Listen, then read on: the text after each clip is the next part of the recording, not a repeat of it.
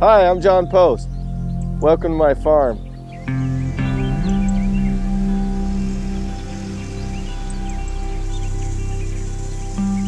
As a farmer and a businessman, there's a lot of things that I need to make things successful for me, and one of them is equipment, like this tractor right here. The other one is power lines. And as a member of Trico, these power lines actually belong to me.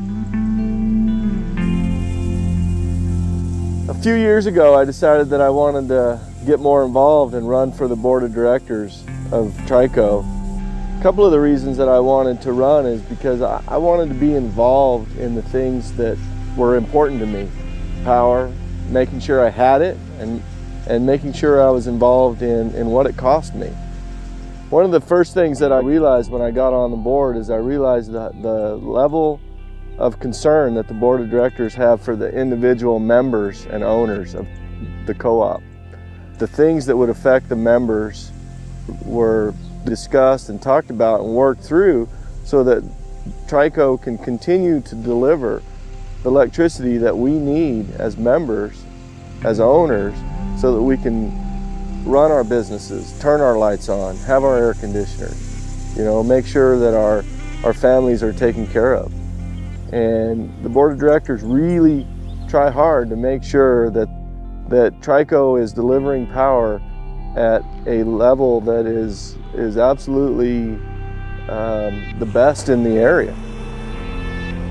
There's a lot of benefits to being a member co-op. One of them is that first of all, it's just the fact that as you drive home, hey, I helped build that. Those are something that by me being here, paying my bill, I helped put those up. I actually really do own a little piece of those.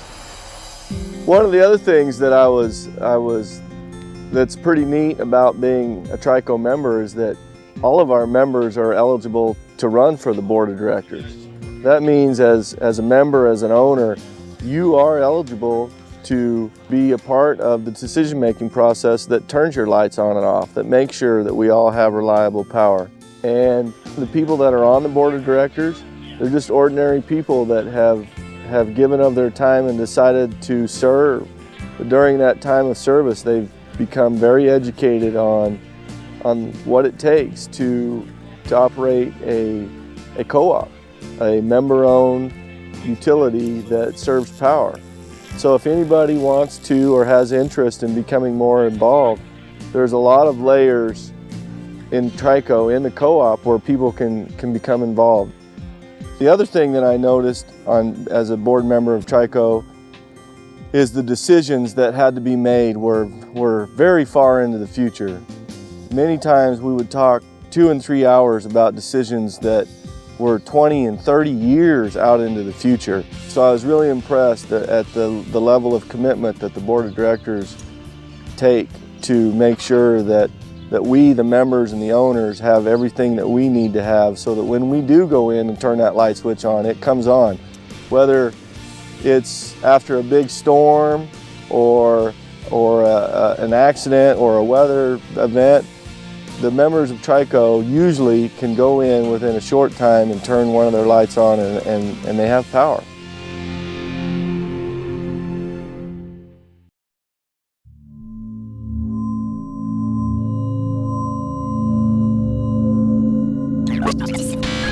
Sheer panic early this morning after a hot air balloon with passengers on board gets caught up in some power lines. The quick facts: it happened in Marana on Trico Road near Trico Marana Road. 9 people, including the pilot, were in the basket. 2 of them went to the hospital with minor injuries. The crash also knocked out power to about 2,000 people living nearby. News 4 Tucson Samantha Patashkin is live up in Marana with what went down. Samantha? Well, Greg, everything all cleaned up at this hour, but earlier today, a lot of panic and a big mess when that balloon collided with these power lines. I spoke to a couple on board who says it's an experience they'd like to forget. It was a loud and hot. Video shot by passenger Colt Elam just moments after the balloon got caught up in some power lines and landed on the ground. We probably had about 15 or 20 seconds of knowing what was coming before it happened. Colt and his wife were celebrating Colt's 28th birthday when the ride went suddenly wrong. Honestly, it's like a bad dream where you see something coming or you're trying to run from something and can't get away from it, you know. A birthday celebration turned nightmare. Colt and his wife are just glad it's over. We just took cover and crossed our fingers and said a quick prayer, and everyone made it out okay.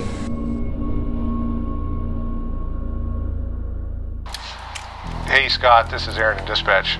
Hey, looks like we got circuit 3 out of Marana's open, and Marana PD just called me, said there's a balloon in the line. Yeah, like a big hot air balloon, not like little helium balloons. Anyways, I need you to head that direction. They're on Trico Road just north of the substation somewhere.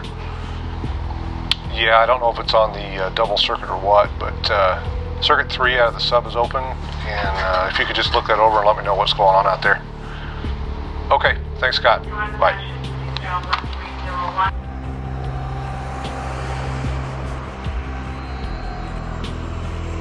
It started out like a normal day, like any other day here at Trico, people doing their regular job.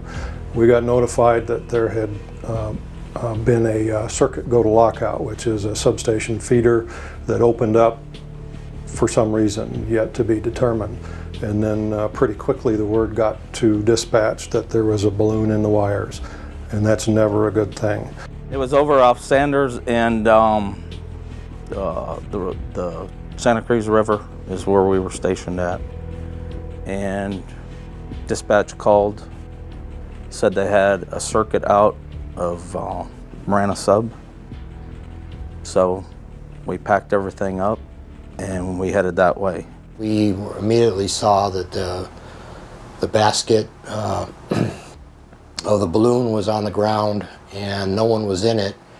And the immediate report we got from the emergency people on the scene was that there was nobody seriously hurt, and that made us feel real good that no one had got hurt in this incident, because at first look it looked like this could have been a very, very dangerous and injury-prone type accident. Frequently the first responders get there and they don't know what to do. They just know it's electricity and they want to stay in the clear, but their first reaction is to save those people or administer help to somebody who's injured. But they're afraid of the electrical part of it, and that's where we come in. And it's almost automatic anymore with a lot of people that have been doing this for decades. And people will be out on their routine job, and an emergency happens, they shift into a whole different gear. And all of that training, all of that experience, all of that education comes into play. And we get there and take care of the problem. And the line crews here they do a phenomenal job. First thing I did was check with the people in the van and make sure everybody was okay. And you know, they start saying they're burnt, they're burnt, they're burnt. Well, you know, I didn't know if it was electric contact or what it was. So our next thing was to get the other circuit de-energized and get it opened and get grounds on it so we could take care of the balloon in the line and get the consumers back on. So we got Scott and his crew headed towards the balloon. While they were on their way, we had them open up a couple switches to isolate it. We knew it was past a certain point. So we get the switches open, that isolates the line from the substation. And then once they got there, called back to me, said, hey, you know, we got a balloon. It's in circuit 3 and it's wrapped around to circuit 4. So we knew we couldn't heat circuit 4 back up. They went above the site where the balloon was at, about a quarter mile or so, and was able to open up the line at a couple more switches from there. And then our other line crew that was standing by was able to close a few switches. And so we got the majority of the people back on within about a half hour, 35 minutes or so. Of course, that left a few of the customers, Taylor Holstein's being one of them, because of where we had to open the line to isolate the balloon, they were still out. We had our vet tech day, so that's when our veterinarian comes once a month and Trike checks all the animals, see if their health is fine, if they're pregnant, and so we started vet checking, and then all of a sudden one of our milkers comes out and says, hey, there's no power. What do we do? So first you have to go in and make sure all the breakers and stuff, nothing's tripped and working, and just kind of check everything out, and then it's make the phone call to Trico, say we have an outage, and find out if it's just us or if something else gone out, and then once they get back to you, or before they get back to you, kind of make a plan as to what do you do with the cows. And so they were rather interested on when we're going to get the power back on, because evidently they milk all the time, and without the power on, they can't milk the cows. And so it was getting very important to them that we get the power back on as quick as we could. once we've got in touch with somebody, I got in touch with the lineman, the head lineman of that day, and then they were gonna try to splice some lines and get some power back up to us. And then there was talk of maybe bringing a generator out here to power us up. And then they called and they got half power back, so half of our barn started to work. And so then we waited, and then 10 minutes later they got the other line spliced to where we had full power. So given the circumstances, I think it was very well orchestrated.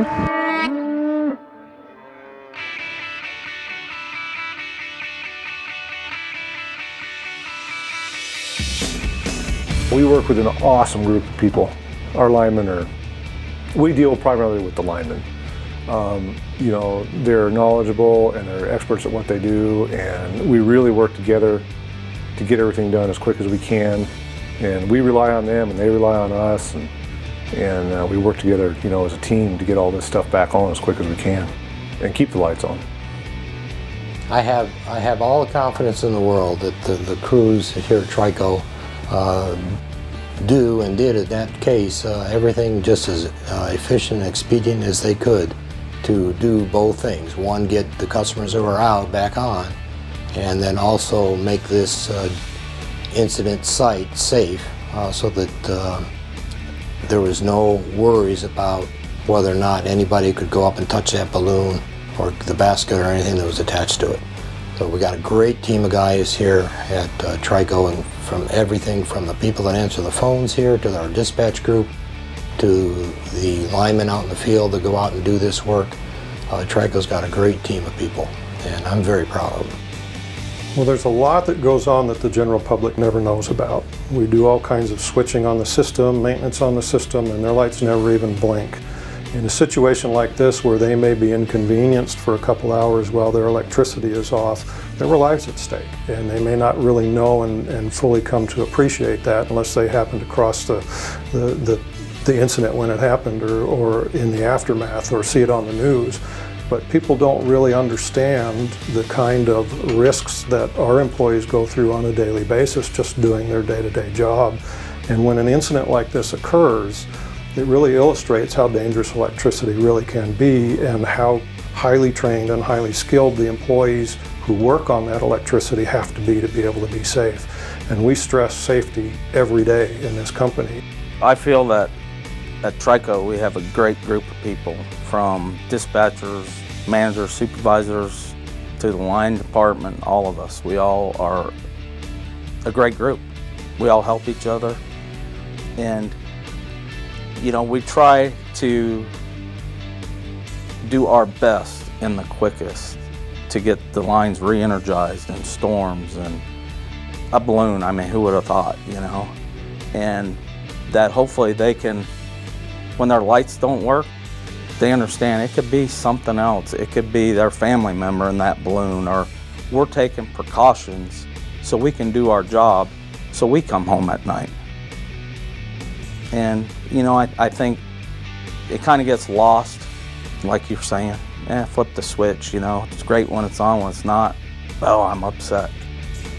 But, you know, there's a reason why, and we're there. We're out there. We're hustling. Can you believe that just happened? They ought to make a movie of this.